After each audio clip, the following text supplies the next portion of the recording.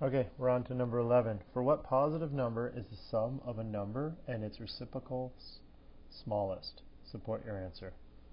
Okay, so the sum of a number, let's call it x, and its reciprocal, I guess that's 1 over x, and we want to know when is that the smallest. Okay, well let's just graph and see when it's the lowest. This is a positive number, so x has to be greater than 0. Alright, well, I don't like to see rationals that way necessarily. Actually, this case is kind of an exception, but we'll get to that. This is x squared plus 1 over x if you get a common denominator. They're both over x, so it's x squared over x plus 1 over x is x squared plus 1 over x. The top does not factor, because you can't get an x squared that's going to give you a negative 1. That doesn't make any sense. The bottom is going to be 0 when x is 0. Alright, well, we want to see when it's at its smallest, so I guess let's try graphing it. Here, see if I can. I'm getting a bit smarter now. Use actual graph paper here. See if that makes it better or worse. Oh, I'm not so good at it anyways. Well, you know what? I think if I do it fast enough.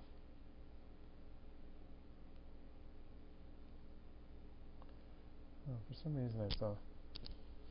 Wait, I think I know what I can do. Oh, look at that. If you hard press it, I think it does that. Okay, let's see. Look at that, you learn something new every day. Alright, we got our x, and we got our f of x. It looks like we have an asymptote at 0, because the bottom would equal 0 when x is 0. Okay, let's do that again, but let me make that a bit thicker.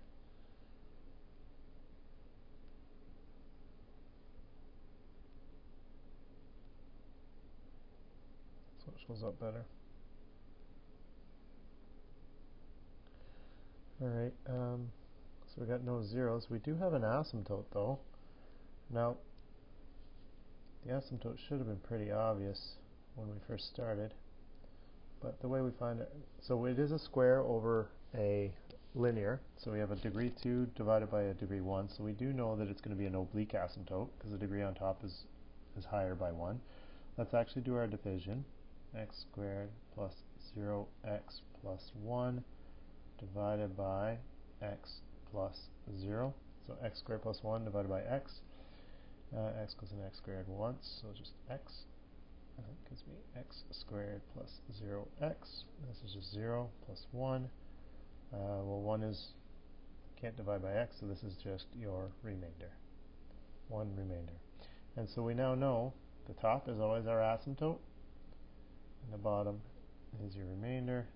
So I can actually say that x squared plus 1 over x is equal to the asymptote plus the remainder over the divisor. But oh my gosh, that's the original question, the original equation that we had in the first place, which is kind of what I was getting at earlier. So x plus 1 over x is the same as x squared plus 1, but it actually kind of tells us that y equals x is our asymptote. So here you go. I don't know if I still need it thick for this one, but y equals x is our asymptote.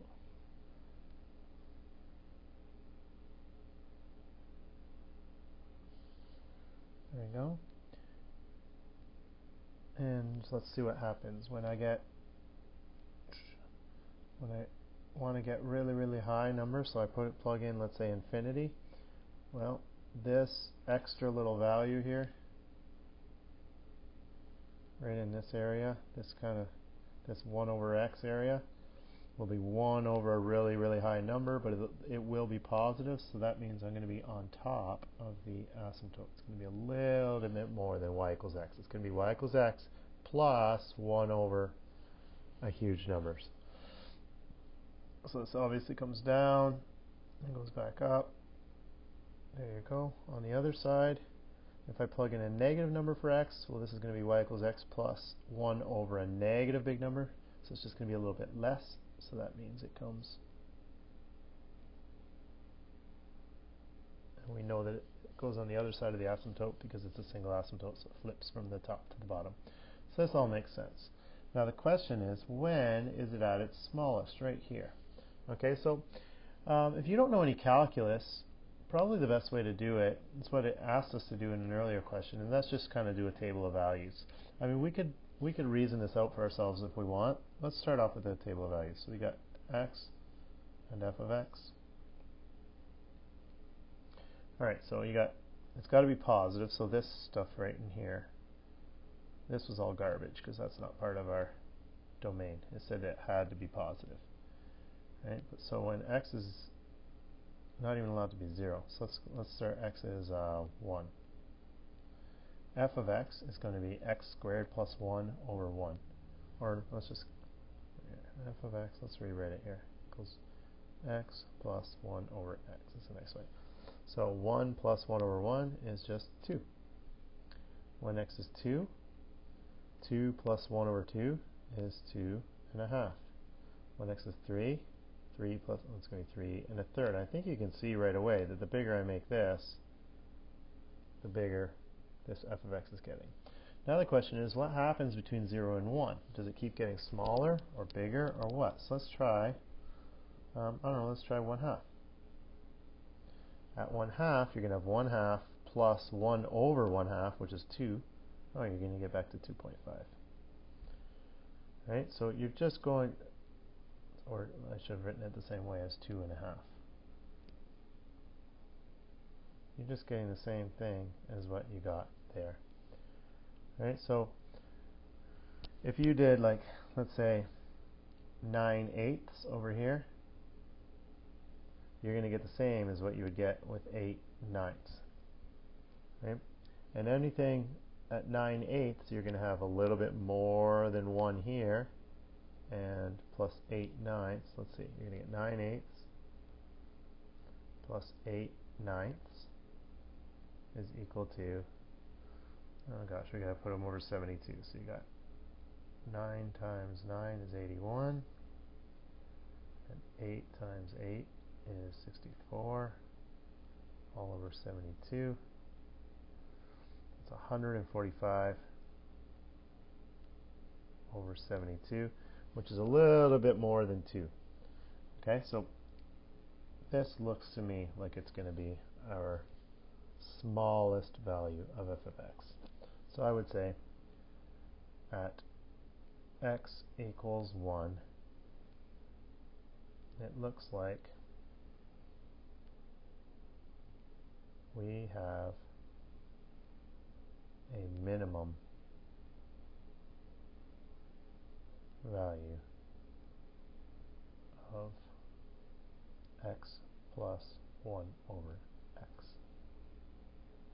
This is definitely my most messy answer. So I put that graph paper in there to make it nicer. It didn't work. That was quite messy, actually.